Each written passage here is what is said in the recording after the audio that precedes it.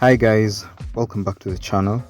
Today we are going to be playing around with some sisal fiber, which happens to be part of our rich African art tradition. So we are going to see how fiber was turned into this beautiful sisal fiber baskets.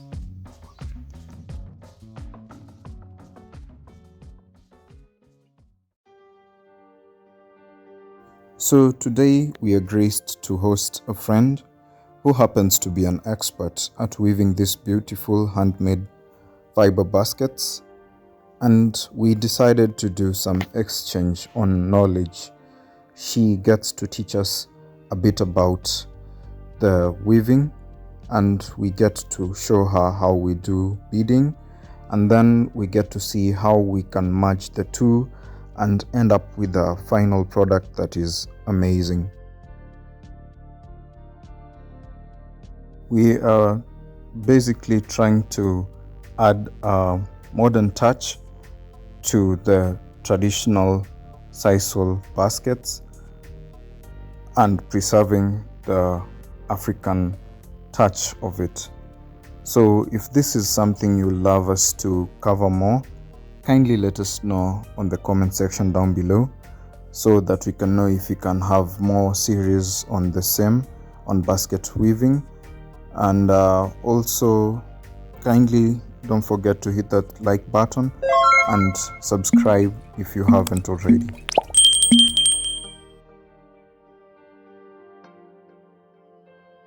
So what you're seeing happening here is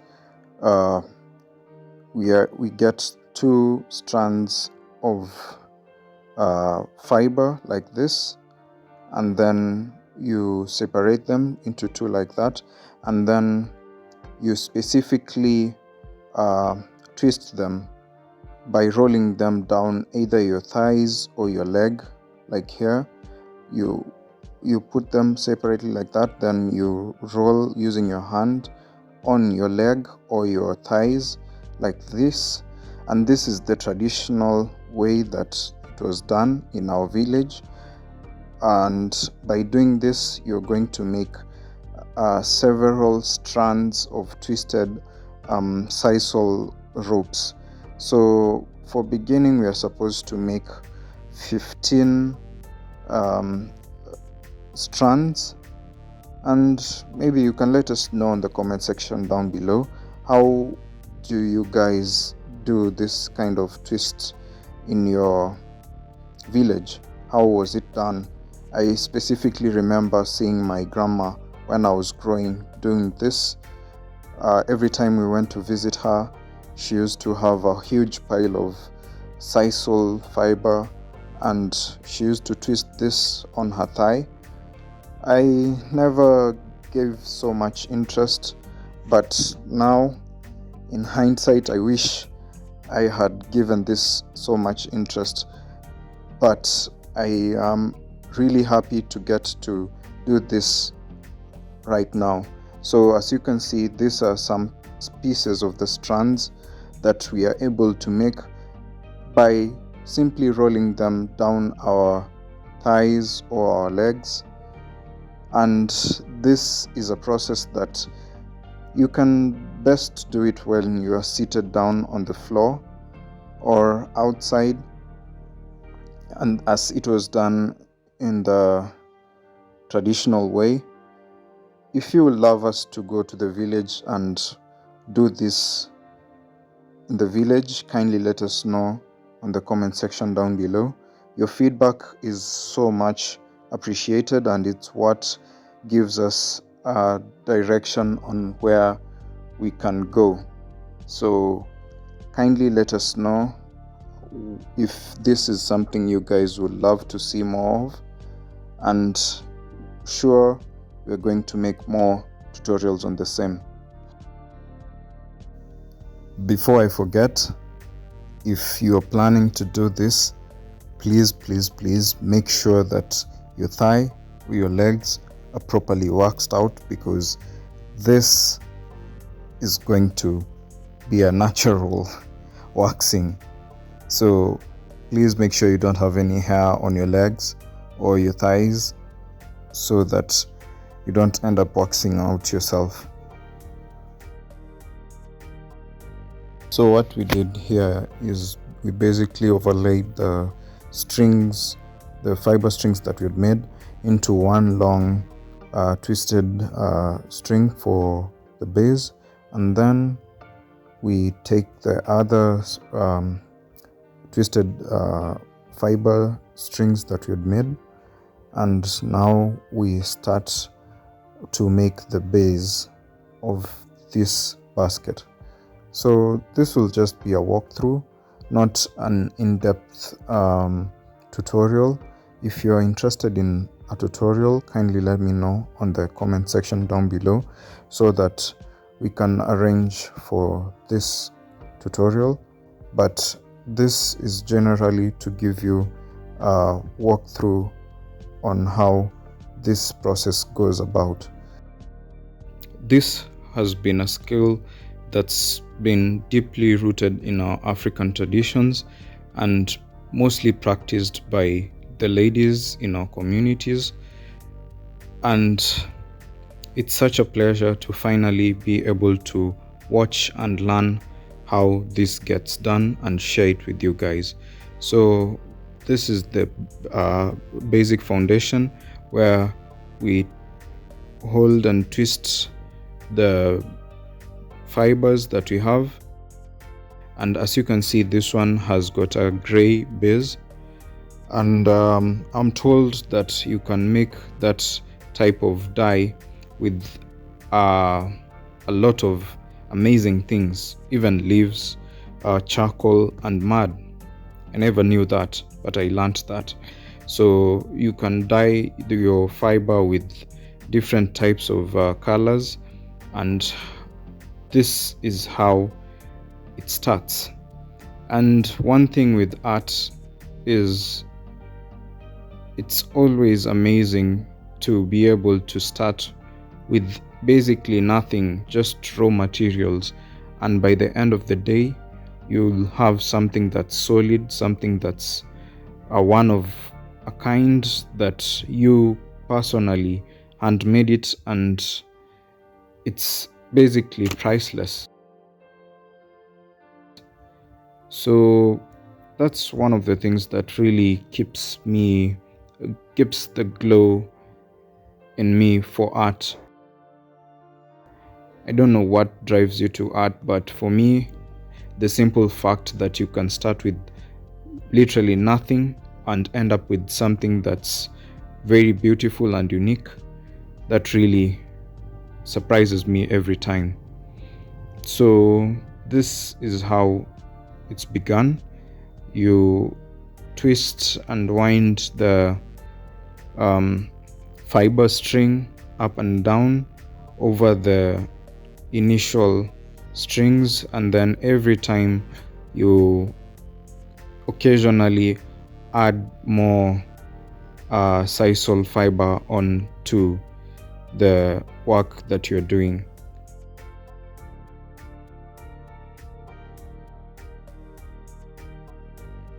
So you have to have several strings that you've done and put aside so that you can occasionally be adding them when need arises. A quick question I would like to toss to you guys is, have you ever seen a handmade African basket in person? And if you have, what was it made from? Do you know the raw materials that it was made from? Or do you know how to do this by yourself?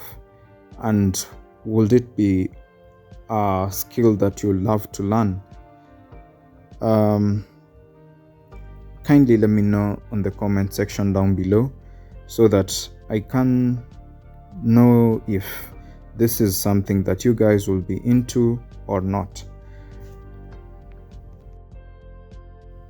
This is the main part of this lesson, where you twist and wind the already existing fiber strings intricately into and sewing them into a basket.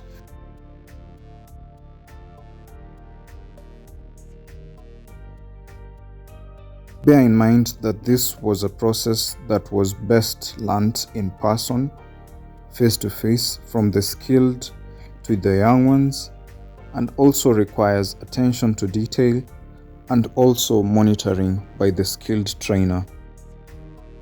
We got to learn a lot from this experience, and the amazing thing about this is in less than 2 hours, Rose happened to try this pattern out and she managed to learn it. So it's something that we can learn if we put our mind to it. So you can see the magic has already begun happening. The fiber strings are intricately getting into one beautiful piece, as you've seen. This is where my art bulb just lights up all the time, because we are able to start from nothing and now we are continuing to make something that's very beautiful. Even from the word go, it looks amazing. The pattern, how it blends in, it's just amazing. I wish you could see this in person.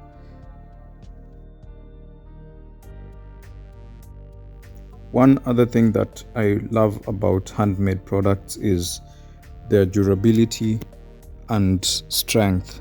Nowadays, you could spice them up by adding some leather details on them, even beads, to make them more fashionable to more people. As you can see with most handmade products, they require you to be very patient, focused, since they take a long time to create and require your full attention, failure to which can ruin your final piece or will require you to repeat the whole process again.